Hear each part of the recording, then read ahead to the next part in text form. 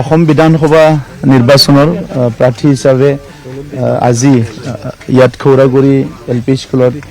মোৰ ভোটটো মই দিছোঁ মোৰ পৰিয়ালৰ লগত একেলগে মই শুভেচ্ছা জনাইছোঁ আমাৰ সকলো প্ৰাৰ্থীলৈ আমাৰ যিমানখিনি প্ৰাৰ্থী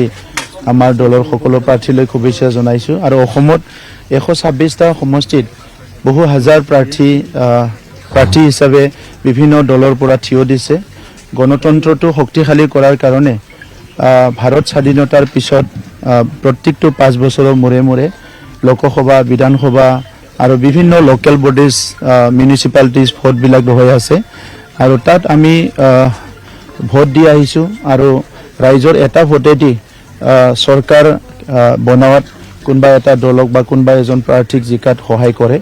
আৰু তাৰ পিছত 5 বছৰৰ কাৰণে সেই প্ৰাৰ্থীটোৱে ৰাইজৰ কাৰণে কাম কৰিব লাগে মই আমাৰ ভাৰতবৰ্ষৰ গণতন্ত্ৰ বিশ্বৰ ভিতৰত শ্ৰেষ্ঠ গণতন্ত্ৰ আৰু সেই গণতন্ত্ৰৰ নাগৰিক হৈ এই দেশৰ নাগৰিক হৈ মই প্ৰাউড ফিল কৰোঁ আৰু মই আজি অখি আৰু যিবিলাক ৰাজ্যত নিৰ্বাচন হৈছে সকলোকে শুভেচ্ছা জনাইছোঁ এটো অপ্ৰীতিকৰ আৰু হিটো মই কন্ডেম কৰিছোঁ কাৰণ ইমান শান্তিপূৰ্ণ নিৰ্বাচন হৈ আছিল আৰু এনেকুৱা সময়ত শেষ সময়ত নিখাৰ ভাগত তেনেকুৱা AK-47ৰ গুলি ফুটোৱা যি কাহিনী হৈ গ'ল হিটো খুব আনফৰ্চুনেট আৰু কোনবা এটা দল কোনবা এজন নেতা যেতিয়া আমি সমাজৰ মাজত ওলাই আহোঁ আমাৰ প্ৰত্যেকটো কামৰে এটা ফল থাকে ভাল কামৰ ভাল ফল বেয়া কামৰ বেয়া ফল বড়োলেণ্ডখন শান্তিপূৰ্ণ কৰাৰ কাৰণে বহুত কষ্ট কৰিব লগা হৈছে অস্ত্ৰ আৰু হিংসামুক্ত সমাজ গঢ়াৰ কাৰণে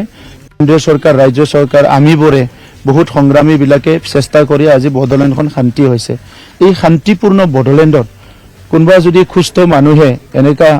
মানে অস্থিৰ হৈ যায় মেন্টালি পলিটিক্স পাৱাৰ কাৰণে ইট ইজ ভেৰি আনফৰ্চুনেট নিজৰ ওপৰত বিশ্বাস ৰাখিব লাগে ৰাইজৰ ওপৰত বিশ্বাস ৰাখিব লাগে আৰু কালি যেটো ঘটনা হৈছে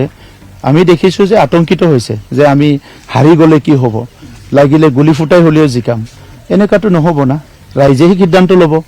গতিকে মই কন্ডেম কৰিছোঁ আৰু প্ৰশাসনক মই অনুৰোধ কৰিছোঁ যে এটো একশন হ'ব লাগে নিৰ্বাচন এক সাইডে নিৰ্বাচনী সৰু খুৰা হিংসা হৈছে ঠেলা হৈছে একো মাৰপিট হৈছে বেলেগ কথা AK-47ৰ গুলি ফুটোৱাৰ পিছত সেই ব্যক্তিবিলাকক যদি জেলত নিদিয়ে ইয়াতকে আৰু আনফৰ্চুনেট কি থাকিব এটো ৰুলিং হলে অপজিশনে হওক তাতে গৈতো আমি গম পাইছোঁ যে বিজিতগড় নাৰ্জাৰী তেখেতৰ নেতৃত্বতে কিছুমান মানুহ গৈছে পাব্লিকে তাতে কৈছে তো জুনিয়ে নহওক XYZ জুনিয়ে থাকক